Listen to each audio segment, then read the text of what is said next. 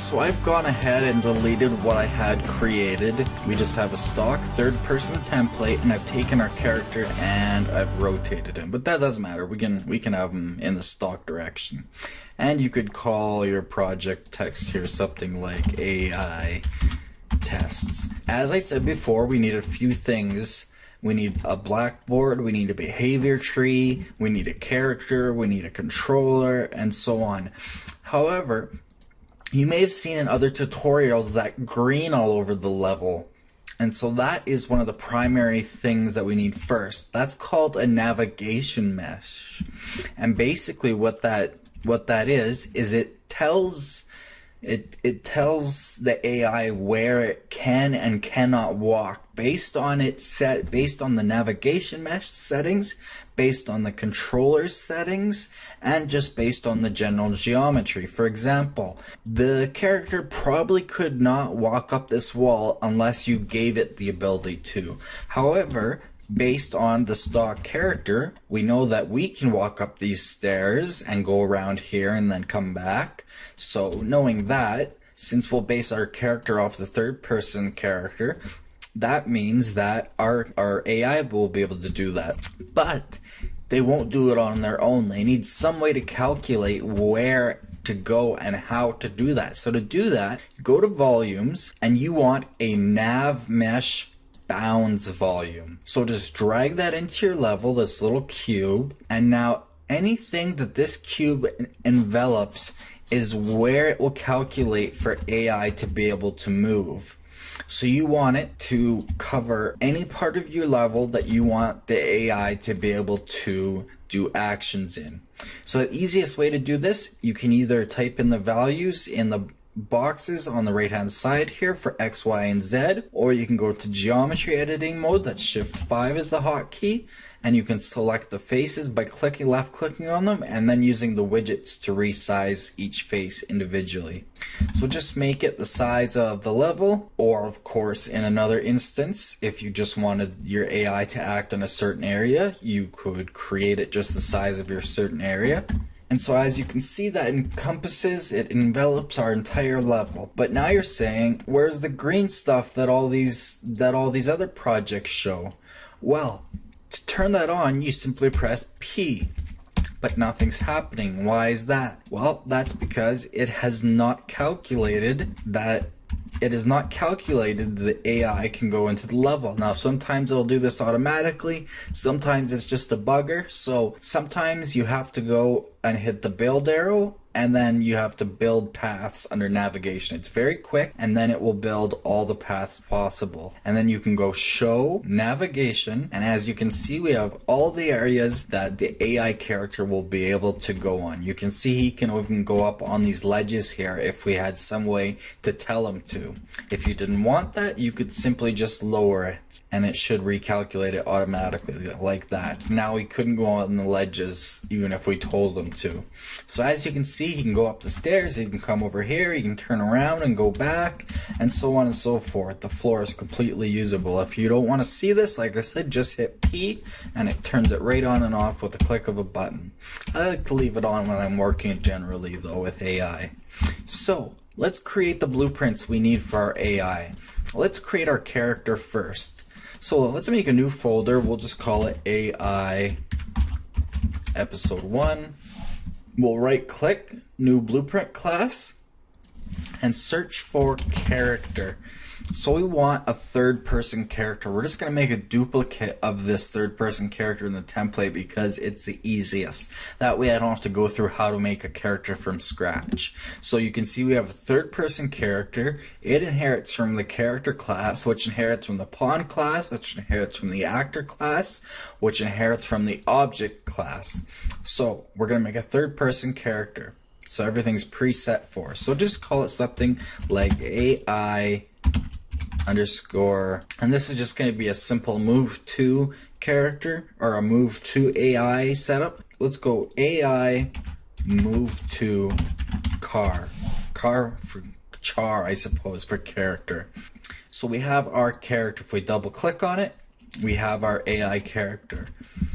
Now you can see over here under pawn, if If it's a bit confusing, the eyeball up in the top right corner, you can click on it and collapse all categories. Under pawn, you see we have AI controller class. So this will be the controller I was talking about that will control our AI. And we need to create one because AI controller on its own won't do anything. You'll see if we drag him into our level and hit play, he's not going to do anything. He will just sit there and breathe all day. So, to preserve our precious oxygen, let's make him do something. How do we do that? Well, like I said, first we need to change so that he has a controller. So, back in our folder, let's right click, blueprint class, search for controller. You'll notice we have player controller up here, but not AI controller. And so you see we have AI controller underneath that inherits, from controller, that inherits from actor, that inherits from object. Now, player controller is a class all on its own. It's completely separate from AI controller, as you can see. It's completely separate. So, an AI controller, player controller, well, they do the same thing, sort of. An AI controller is completely different. So, select the right one. You want AI controller. So, select it. And let's call it AI. I like to put C for AI controller. That's the industry standard. Underscore move to. So that'll be our controller. So now that we have that, let's just save to be safe. Let's go into our character again. And now we can go to AI controller class and change it to AIC move to. So now he's being controlled by that controller. However, again, it's not going to do anything because we haven't set anything up in that controller. So next, like I said, we need a Blackboard and we need a behavior tree. So let's right click, miscellaneous, and up at the top is behavior tree. So let's select that and let's call it BT. So that's behavior tree underscore move to. Let's also right click, miscellaneous Blackboard. You can always control Alt while you're over them to get more information about them. So BB for Blackboard underscore move to. So we have our controller, we have our character, we have our Blackboard, and we have our behavior tree. That's everything we need. So let's start setting them up. Let's start with the Blackboard. Remember I said the Blackboard holds values called keys? So as you see, we can add a new key over here under Blackboard, and you have a bunch of choices. So you can have a vector key, so you could have a key that sets it to a certain point in world space in X, Y, and Z. You have an integer and float, so you could have a key that's a numerical value that possibly changes. You even have classes, you have booleans, so you could have a key that simply asks a true or false question. So we're going to want, however, an object because we're going to just set it to a certain point, a certain object, an actor in the map. So let's just call this move to lock for move to location. That'll be the name of our key. The rest doesn't really matter. If you wanted, you could give it a description like this is the key for the object we are going to set our character to move to. So let's save that, go back to the editor. Now open up your behavior tree. You'll notice in the behavior tree you could switch between it and the Blackboard back and forth. First, however, under the behavior tree, under Blackboard asset, if it hasn't already, make sure that you select your Blackboard. Otherwise, you won't get your key. So make sure you select your Blackboard, and then you'll be able to switch back to it, and then back to your behavior tree using the buttons up here nice and easily. Unfortunately, you can't do that in the Blackboard. It doesn't let you go over there. It's broken in 4.7.6. So we'll just be working in the behavior tree. So as you can see, we have this root node, and we can drag things off of it. But we'll get to that later. For now, we know, however, that we have this behavior tree, though. It's down here, nice big letters. We have our Blackboard over here with our keys. And in our behavior tree, we have a Blackboard tab with our keys. And we can't drag them in or do anything. It just lets us know what keys we do have. You can see up here we have decorators, services, and tasks.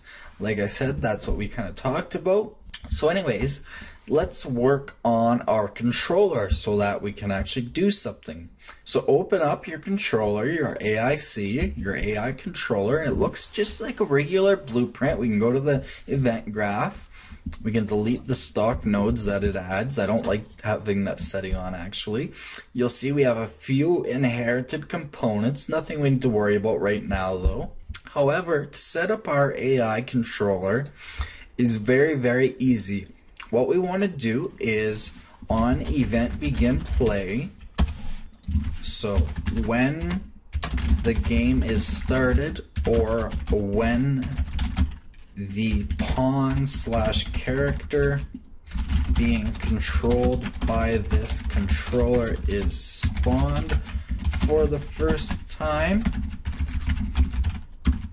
execute this. And so what do we want to execute under those conditions? Well, we want to simply run behavior tree. So what that will do is if we go to our behavior tree, it'll start running the behavior tree. It'll go through all of its checks and whatever you set up. It'll start running it. So behavior tree asset, BT asset, you need to select. So we'll select our move to behavior tree. And what I like to do is take the return value, and this tells you whether it worked. What I like to do is drag off of that, make a print string, drag backwards off of the string and type in append or concatenate. And then under A, I like to type did BT underscore move to start running question mark space, and then for B I just plug it into the return value and it'll cast the boolean to a string. So it'll cast it from true false into a string. And so that tells us whether it's working or not the first time that we hit play or spawn something in that's using this controller. This is just for debugging. You don't have to do it. So what we're doing is under these conditions, we are simply starting to run a behavior tree. As simple as that. Compile and save. Again, he's not going to do anything. He's just going to sit there wasting more precious air. That's because our behavior tree has no actions. So how are we going to create actions for him to do? Well, now we can open up our character, so AI move to char, and we need to create a variable. So create a variable and call it, say, location1, lock1. So this will be the location that he moves to first. In future lessons, we'll have him moving to multiple locations, and eventually we'll have him moving all on his own. So we'll have location 1, and you would think we want it to be a vector, and we could do that if we had chosen a different key, but instead let's search for actor, and we just want a plain actor reference, an object reference. We want it to be edible. So that's public, so you can hit the eyeball over here, or you can press the edible checkbox. And we can give it a tooltip such as this is the location the AI character will move to.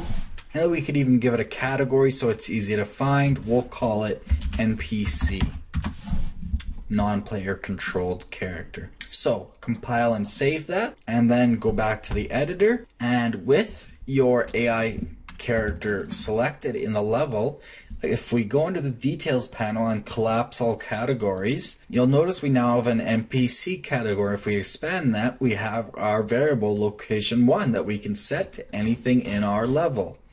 So let's set somewhere for him to go to. So what I like to do, what I find the easiest, is under all classes, or just search for it, a simple target point. So just drag that into your level somewhere, bring it up a little bit.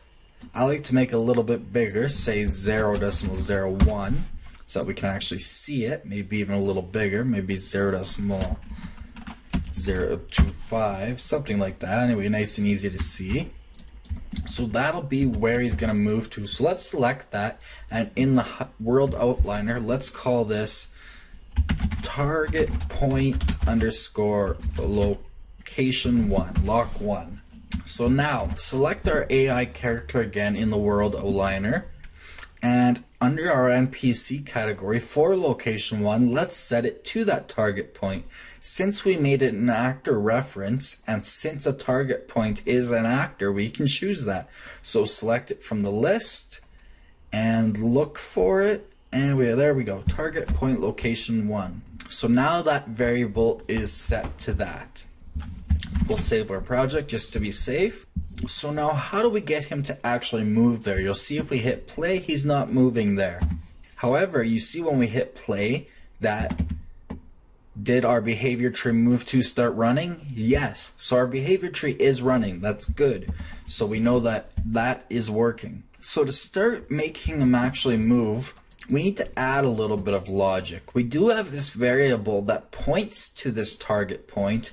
However, it in no way is actually connected to the Blackboard key move to location. So how do we tie it into that Blackboard key? Well, we do that through blueprints in our character. So open up your AI character under the event graph. Again, we can delete all the stock nodes. And again, under event begin play. So again, this is when the game is started the first time, or when this character is spawned. Execute this. And what do we want to execute?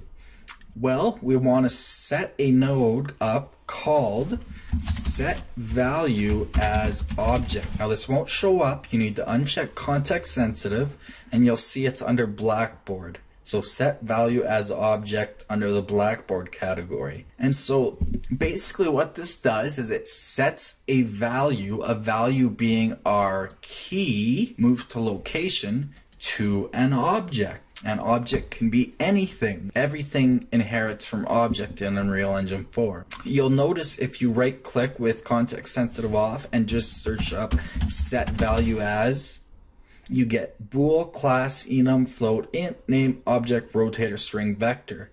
Does that look familiar? Well, that's because that's all the kinds of keys you can make. So we're just setting an object type value to an object. What we need to do to set this up, it needs a Blackboard component. We don't have one in our list, and we don't want to add it to our character, so we need to reference it. So under the target, you see the target is a Blackboard component, so the target, drag backwards and type get Blackboard. And what that will do, if I could spell it, we'll turn on context sensitive. It's under AI, get Blackboard, that one there. It will get the Blackboard that this AI character is using.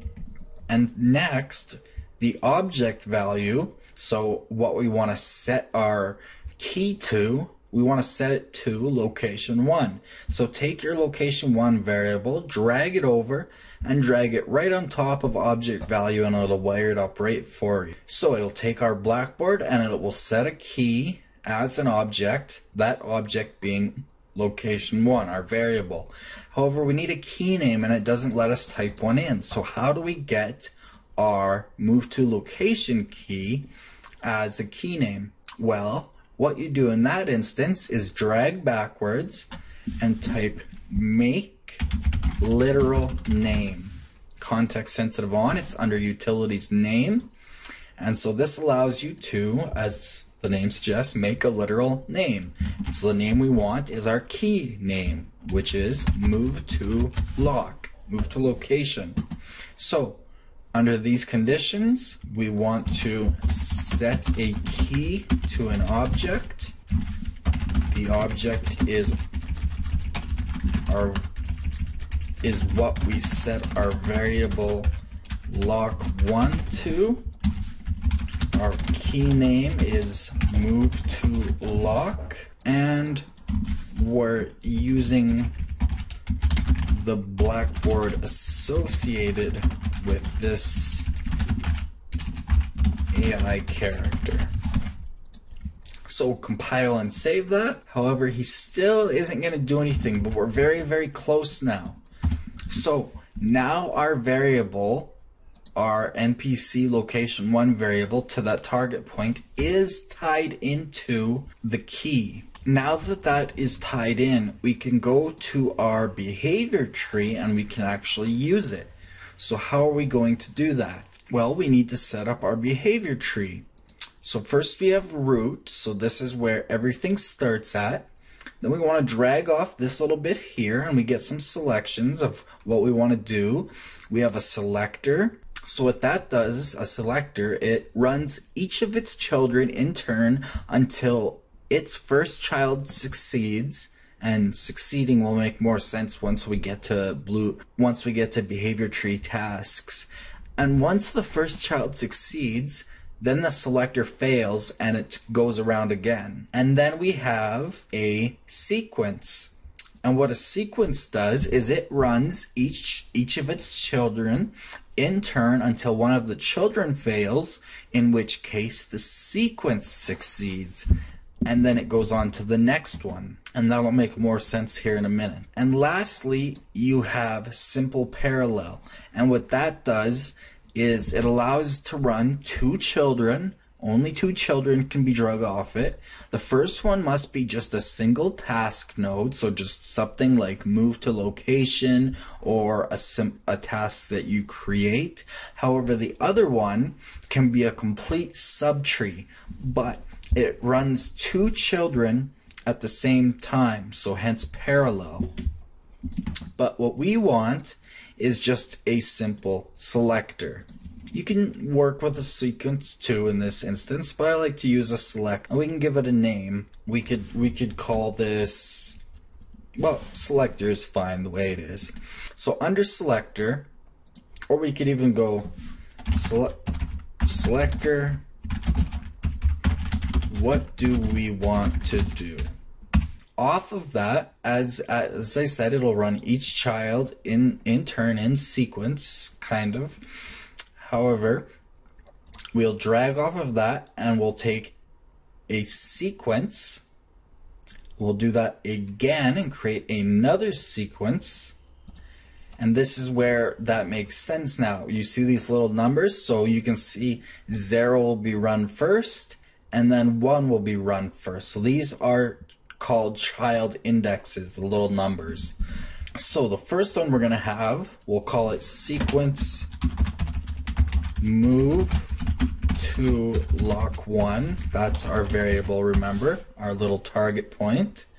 And then the second one, we'll call it sequence nothing better to do. So once this one finishes, basically, once it fails, then it moves on to this one. And so with nothing better to do, that's basically a fail-safe. So you could call this a fail-safe if you wanted. Fail-safe. What we want to do is drag off of that and go to tasks, and you'll see you have some tasks. Unreal Engine 4 gives you some stock ones. Make noise, move directly towards, move to, play animation, play sound. Those are stock tasks that Unreal Engine 4 gives you. However, you can make your own. I've created a couple examples just to show you that they show up in the list. I have 2 behavior tree tasks, new blueprint and new blueprint new, that I could choose to use as a task just like that, and it would run that task. However, what we want to do is just a simple wait. So if nothing else works, if he's got nothing better to do, we give it a failsafe. We tell him to wait for 5 seconds. So basically, wait for X seconds and then try again. And if move to location 1 has succeeded, then that sequence fails and it'll continue to move to wait. It'll go over and over in a loop. So sequence move to location 1, we want to drag off that, and under tasks we want to go move directly towards, and the name might make exact sense. It's going to move directly towards something. It's going to move towards, you'll see we have Blackboard key move to location. We can't change that because it's our only key, but also because move directly towards and the move to tasks are very limiting. They only allow you to do something basic like this. So this one will be move directly towards, move to lock key, which is set to lock1 variable. So we have our behavior tree set up. We can now right click and auto arrange, a nice little trick they added in to make things nice and tidy since you can't add comments. We'll save that. We'll save our project just to be safe. And when we hit play, as you can see, he now tries to move there. Now he thinks that he can get there by simply getting close. That's because our acceptance radius, if you select that move directly towards node, is 50. So that's once he's within 50 units, he considers himself there. If we change that to 5 and save that, he might just move there on his own. He's trying, but he gets stuck. So if we move it probably up a little bit and over, then he'll probably walk up the stairs. So we'll hit play. Nope, he's just going to move directly towards there. So what we could do is we could replace that with a task move to. And it does the exact same thing. We'll change the radius again to about 5. We'll save it. Now when we hit play, now he runs up the stairs right to that point and then he stops. That's all it does. That's all that node allows for. So without creating your own tasks, that's all you can do. However, it shows exactly how basic AI works. So that is the groundwork of basic AI systems in Unreal Engine 4. So I just wanted to get that out there today, and in next lessons we'll go on to creating our own tasks so that we can create an AI character that, say, patrols an area, or that attacks you, or that does any sort of things that we want. If you have an idea for something you'd like to see, just shout out a comment and I'll do that. Otherwise, we'll start with some sort of patrol task, maybe. So anyways, that's it for now. Thanks for watching from the team here at UnrealTek at divisionofblendertech.com. I'm sorry it's so long. I wanted to put all of the basic details into the first video. Future videos will be much shorter, I promise. If you enjoyed this video and learned something, please like it, and don't forget to subscribe for more videos. We're on social media on the links on your screen. If you dislike this video for some reason, please tell us why so we can continually improve our videos based on your community input. We also take requests, so we'll see you next time. Remember, create your way.